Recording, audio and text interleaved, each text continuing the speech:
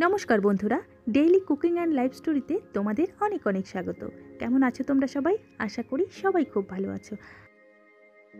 Half বাটি সুজি দিয়ে আজকে দারুণ টেস্টি একটা টিফিন রেসিপি তোমাদের সাথে শেয়ার করব। তাহলে স্কিপ না করে পুরো ভিডিওটা দেখে নাও, আশা করি তোমাদেরও খুব খুব খুব ভালো লাগবে। প্রথমে আমি এখানে নিয়ে নিলাম হাফ বাটি সুজি। হাফ বাটি সুজি মানে প্রায় এখানে হাফ কাপের মতো সুজি আছে। আর সুজিটা কিন্তু একটু ছোট দানার সুজি, তো ছোট বড়োর ব্যাপার নেই, যেরকম সুজি পাবে সেইভাবেই কিন্তু হয়ে যাবে। আর নিয়েছি 2 চামচ টক দই, এখানে 2 চামচ টক দই এখানে নিয়েছি। এই টক দইয়ের মধ্যে এখন আমি দিয়ে দেব হাফ বাটি জল। হাফ বাটি সুজিতে হাফ বাটি জল এখানে অ্যাড করব।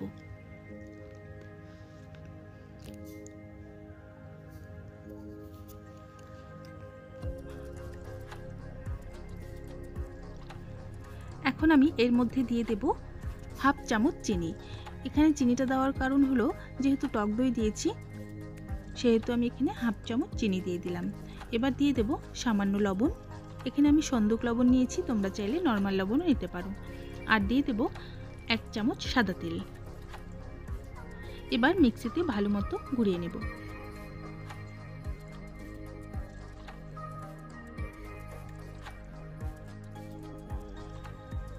এবারে আমি একটা বাটিতে এই মিশ্রণটি ঢেলে নিলাম।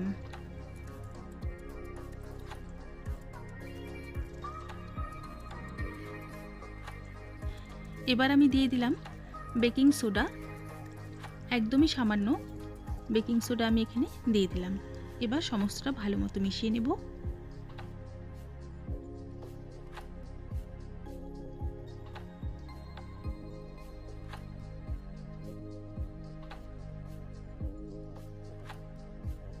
মিশিয়ে নেওয়া হয়ে গেলে এখানে দিয়ে দেব সামান্য গোটা জিরে। এটা তোমরা স্কিপও করতে পারো, জিরেটা দিলে বেশি ভালো লাগে খেতে আমার, তাই এখানে জিরে দিয়ে দিলাম অল্প করে।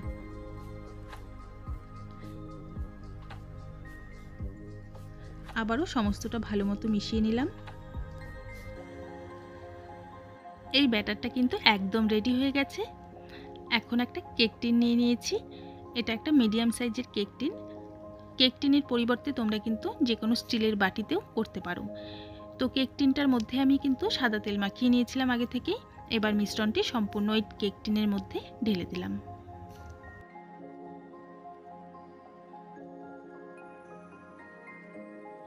রান্না হওয়ার জন্য একদম রেডি।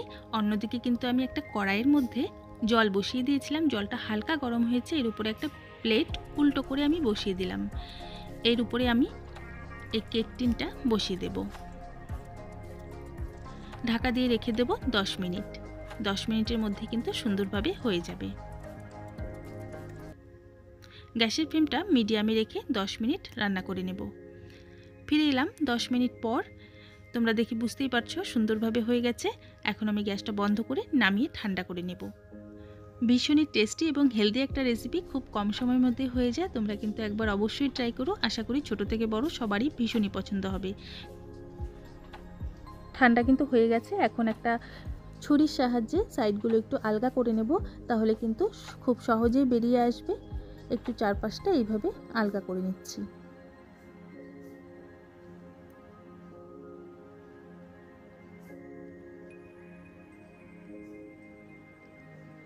এবার উপরে একটা প্লেট দিয়ে উল্টো করে দিলেই কিন্তু সুন্দরভাবে বেরিয়ে আসবে।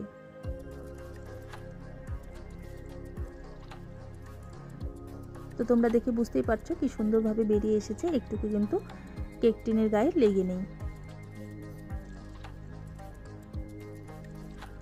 আর খুব সুন্দরভাবে হয়েও গেছে, খুব নরম স্পঞ্জি হয়েছে। এখন আমি এটা টুকরো করে কেটে নেব। আমি আমার পছন্দ মতো শেপ করে কেটে নিচ্ছি, তোমরা তোমাদের পছন্দ মতো শেপ করে কেটে নিও। আর যদি স্টিলের ছোট বাটিতে করো তাহলে তো কাটার কোনো প্রয়োজনই নেই।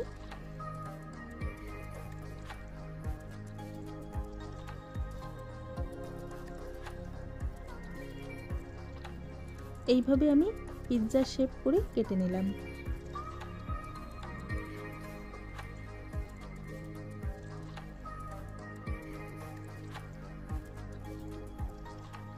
কত সুন্দরভাবে হয়েছে ভেতর থেকে তোমরা দেখে বুঝতেই পারছো। অন্যদিকে কিন্তু আমি একটা তাওয়া বসিয়ে দিয়েছিলাম, তাওয়ার মধ্যে অল্প সাদা তেল দিয়ে দিলাম। তেল গরম হয়ে গেলে এক এক করে প্রত্যেকটা টুকরো আমি তেলের উপরে মানে তাওয়ার উপরে দিয়ে দেব।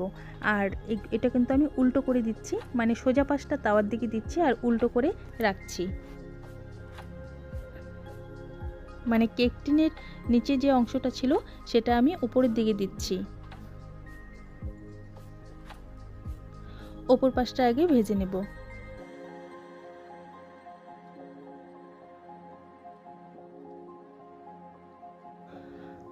ভাজতে কিন্তু বেশি সময় লাগবে না, 1 মিনিটও সময় লাগবে না ভেজে নিতে। উল্টে দেওয়ার আগে আমি এর মধ্যে দিয়ে দেব অল্প সাদা তেল।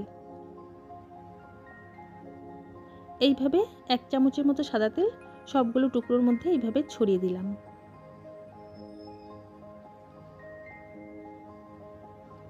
এবার এক এক করে টুকরোগুলো উল্টে দিচ্ছি।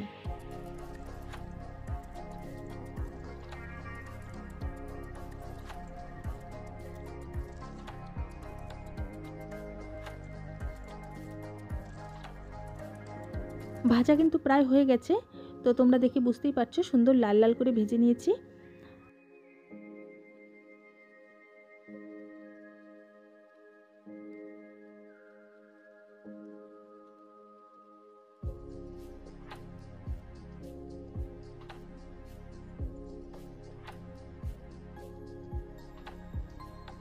এপিট ওপিট সুন্দরভাবে ভেজে এখন তুলে নেব। এই ব্রেকফাস্টটা কিন্তু আমাদের একদম রেডি। মাত্র 10 মিনিট সময় হাতে থাকলেই এই রেসিপিটা কিন্তু খুব সহজেই বানিয়ে নেওয়া যাবে। আর বাচ্চাদের স্কুলের টিফিনেও কিন্তু খুব তাড়াতাড়ি করে বানিয়ে তোমরা দিতে পারবে। তাহলে আজকের আমার এই রেসিপিটা কেমন লাগলো তোমরা কিন্তু অবশ্যই আমাকে কমেন্ট করে জানিও। আর আমার বন্ধুরা এইভাবে আমার পাশে থাকার জন্য অসংখ্য ধন্যবাদ। আর নতুন যারা আমার ভিডিও দেখছো, আরও নতুন নতুন ভিডিও পাওয়ার জন্য আমার চ্যানেলটিকে সাবস্ক্রাইব করে পাশে থেকে যেও। ধন্যবাদ।